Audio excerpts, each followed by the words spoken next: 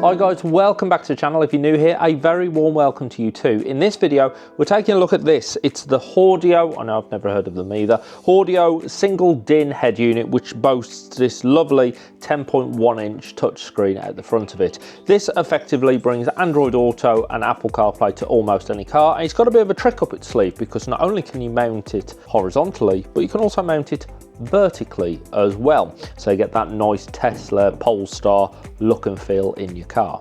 Now Haudio have sent me one of these for us to have a look at, and I've spent a while playing around with it, and I can tell you that it is a good head unit, but it's not perfect. So in this video, we're going to go through everything. We're going to go through the specs and explore exactly what this is. We're going to have a quick fitting guide. I'm going to tell you what's good about it, what's not so good about it, before we come to an overall conclusion and answer the big question, should you buy one? So let's get into it. So what is it to start with? Well, it's a single DIN head unit. That means it fits into the old school single DIN holes in older cars, anything sort of up to early 2000s. If you've got something later or it's got a double DIN head unit in there, you can still use this, you just need to get an adapter.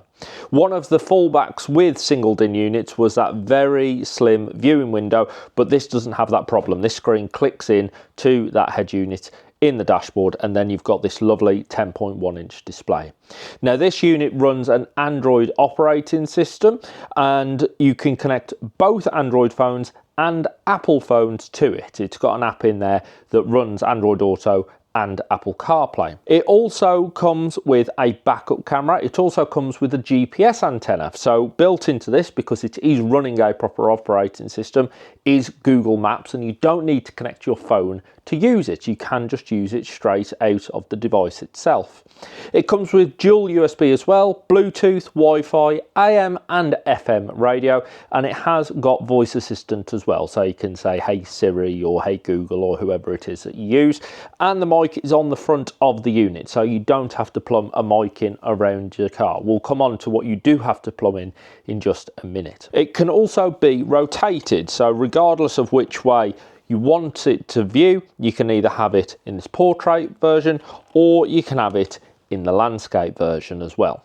Now installation wise, it's not as simple as some of the head units that I have installed in cars. There's certainly quite a few wires out of the back of it.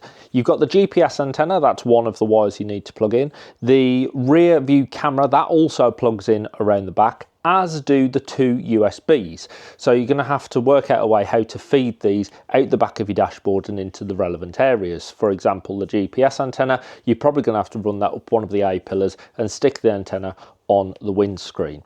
So prepare yourself for a little bit of time to install all of this, and also be aware that you do need to be quite patient because the instruction manual is a bit on the slim side, only being 4 sides of A5 paper. I kid you not, in terms of instructions, there is this and that. That's it. So what's good about the unit? Well, first thing, it offers amazing value. This retails for around £100–120, and the screen quality is fantastic, the build quality on it is fantastic as well, and it's packed with features. So in terms of value for money, it is hard to beat. Speaking of the screen, it is a good size and the resolution is very good on it as well. It's nice and responsive, and there's also some buttons across the side, although these aren't physical, they are touch buttons that enable you to turn the volume up and down, go back and get home nice and quickly. It does feel really well made as well. So the actual case of this is metal rather than plastic, and even when it's mounted inside the dashboard and you rotate it round, you can feel that that mounting is nice and secure. It doesn't feel like it's going to move on its own. It is lovely and secure, and it doesn't bounce around at all once it's installed in your dashboard. That brings me nicely on to that next positive, is the fact that you can rotate the screen round. So if you want it in the landscape format, which the vast majority of people are used to seeing, it does that no problem. But if you want that more modern feel, a lot of cars do now have screens that are mounted in that portrait orientation, then you can have that as well.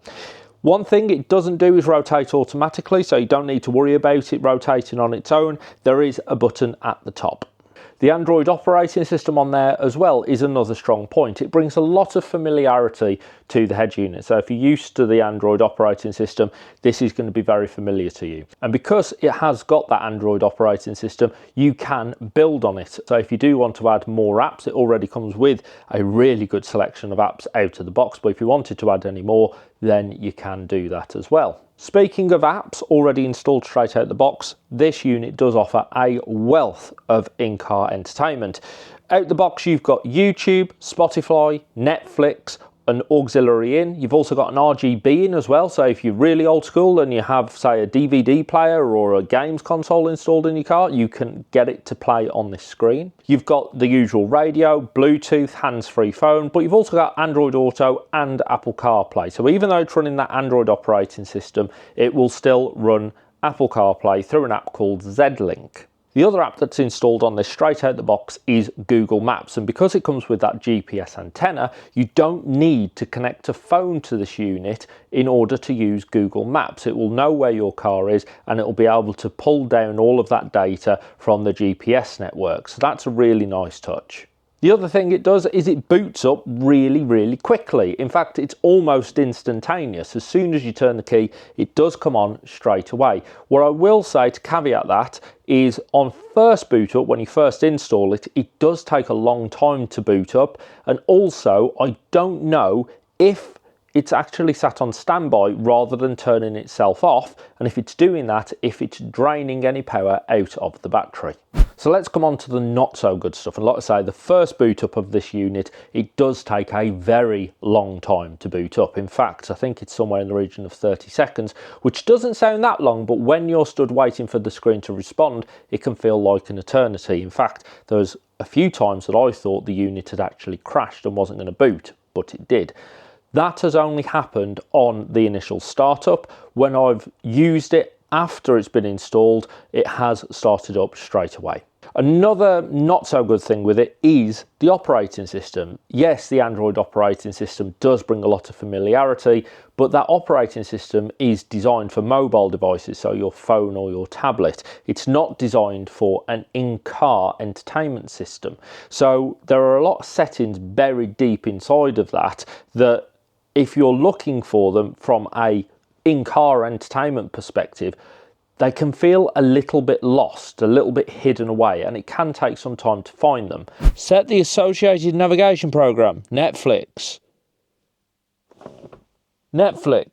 Also, when you do find those settings, for example, if you wanted to change the brightness of those buttons, I haven't been able to find a setting for that. So at times it can feel like a little bit of a mix mash between a car entertainment system and an Android tablet.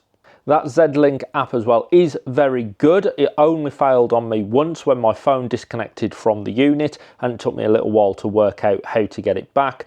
The one negative I would say with it is the Z-Link. It isn't obvious that that is Android Auto or Apple CarPlay. You're used to seeing either an Android Auto icon or an Apple CarPlay icon. You don't, you just get this Z-Link icon. Once you know it's there, you know to press that.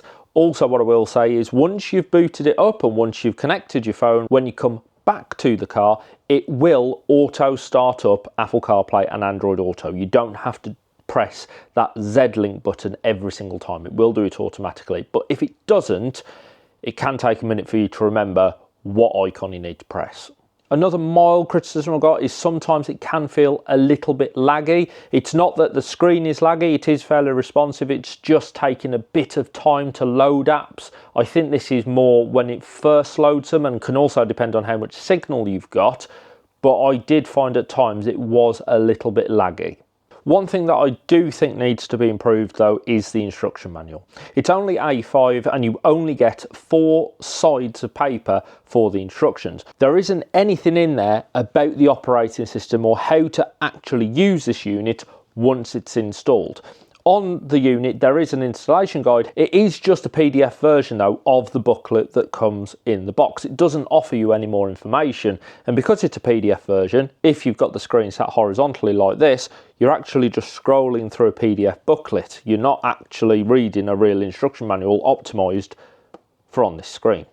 Another thing with the installation is it's not the easiest. All of the wiring for this unit, and there is a lot of wiring, is on the back of the unit. There's nothing that plugs into the front of it, and there's no ports on the front of it as well. So those dual USBs are on wires that plug into the back of the unit. You then need to feed those out of the side of your dashboard, so then you've got two female USBs to plug in. Now those two USBs are also different specs, so you're never going to be able to remember which one is which once you've installed them. Now over the years I've fitted many head units to many different cars, so if you've done it before then it's going to be a little bit annoying, but if you've never fitted a head unit to a car before, this might feel a little daunting, especially with the lack of instructions. Single DIN units are very tight to get into, and with a lot of wiring going into the back of it, it can get extremely fiddly. The other thing I'll say is that some of the wiring does feel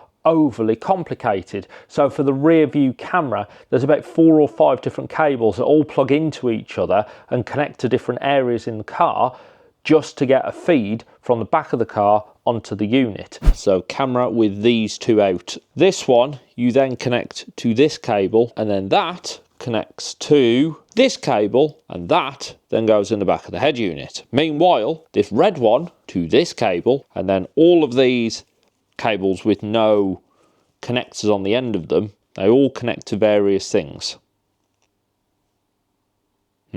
Some of the portable units that I've reviewed on the channel have a very simple single cable that plugs into the unit, so that is definitely something that could be improved in future. My final quibble is how difficult it is to remove the screen from the head unit. So for example, if you park the car up and you want to take the screen out to keep it out of sight, it's not the easiest to remove. You need to put 2 hands behind the screen and push 2 buttons, 2 physical buttons, on the head unit, but because you're using both hands to push the buttons in, you haven't got a hand free to pull the screen out. Now, one thing that I will say, which is a very good design feature, is that there are 2, I don't know if you can just see it on the side there, but there are 2 clips on the side. There's one either side, and they have to go through 2 notches on the side. So if you unclick it accidentally, it doesn't just fall out straight away. There's an extra level of safety there. So that is a very good idea. However, I think it could be made simpler, maybe having one button that would pull both clips at the same time, so you've got hands free to support the screen. So in conclusion then, I would say that this feels a little bit like a Gen 1 device, and that's not being harsh or cruel on it. A lot of the niggles that I've shared with you in this video have been around the software, not necessarily the hardware, and I have to say hardware wise it does feel incredibly well made. It's got that lovely metal enclosure, the screen is really good quality, and it comes with a ton of features. It just needs that time to be set up, and things could be refined, things around the wiring, the software, and also that instruction manual, which definitely does need to be improved.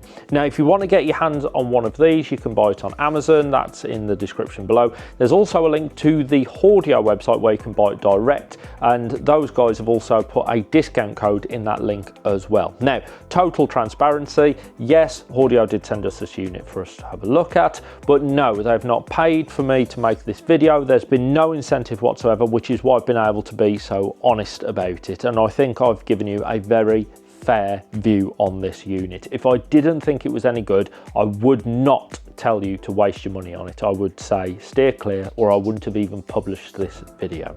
Hopefully that's helped you make an educated decision on whether the Haudio head unit is for you and your car. Now, if you've enjoyed this video, please hit that thumbs up. It helps put this video in front of more people just like you. And also think about hitting that subscribe button, because coming up next, we're going to have a look at some great garage gear, things that I've collected over the last few years, and also things I've discovered more recently, things that I think you should have in your garage. That video is coming up next, so if you want to see that, make sure you hit that subscribe button. And also coming up later this month are all the highlights from the Practical Classics Classic Car and Restoration Show. So hopefully I'll see a few of you there. Also have to say thank you very much for watching.